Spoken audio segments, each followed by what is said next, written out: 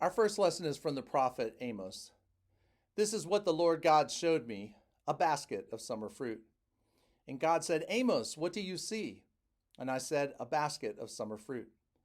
Then God said to me, the end has come upon my people Israel. I will never again forgive them. On that day the people will wail the temple songs. There will be many corpses thrown about everywhere. Silence. Judgment on oppressors and hypocrites. Hear this, you who trample on the needy and destroy the poor of the land, saying, when will the new moon be over so that we may sell grain, and the Sabbath so that we may offer wheat for sale? Make the ephah smaller, enlarge the shekel, and deceive with false balances, in order to buy the needy for silver and the helpless for sandals, and sell garbage as grain. I have sworn by the pride of Jacob, surely I will never forget what they have done. Will not the land tremble on this account, and all who live in it mourn, as it rises and overflows like the Nile and then falls again like the river of Egypt? Hear what the Spirit is saying to God's people. Thanks be to God.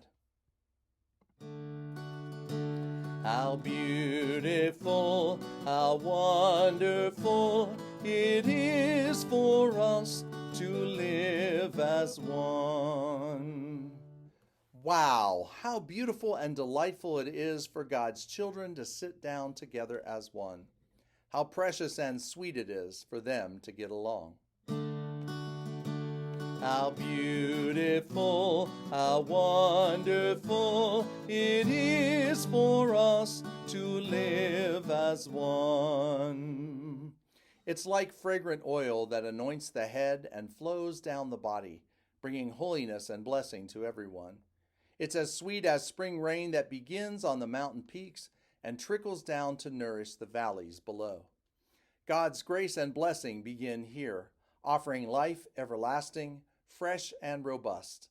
Wow, how beautiful and delightful it is for God's children to sit down together as one.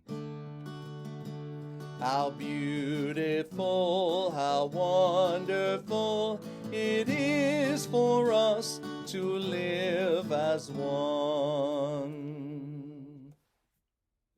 Our second lesson is from Colossians.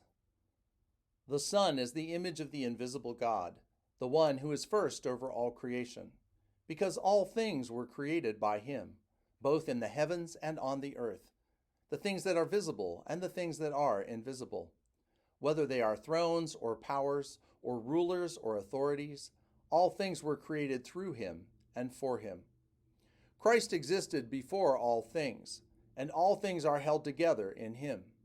He is the head of the body, the church, who is the beginning, the one who is firstborn from among the dead, so that he might occupy the first place in everything. Because of all the fullness, God was pleased to live with him, and he reconciled all things to himself through him, whether things on earth or in the heavens. He brought peace through the blood of his cross. Once you were alienated from God, and you were enemies with him in your minds, which was shown by your evil actions. But now he has reconciled you by his physical body through death, to present you before God as a people who are holy, faultless, and without blame. But you need to remain well established and rooted in faith, and not shift away from the hope given in the good news that you heard. This message has been preached throughout all creation under heaven, and I, Paul, became a servant of this good news. Hear what the Spirit is saying to God's people. Thanks be to God. The Holy Gospel according to Luke.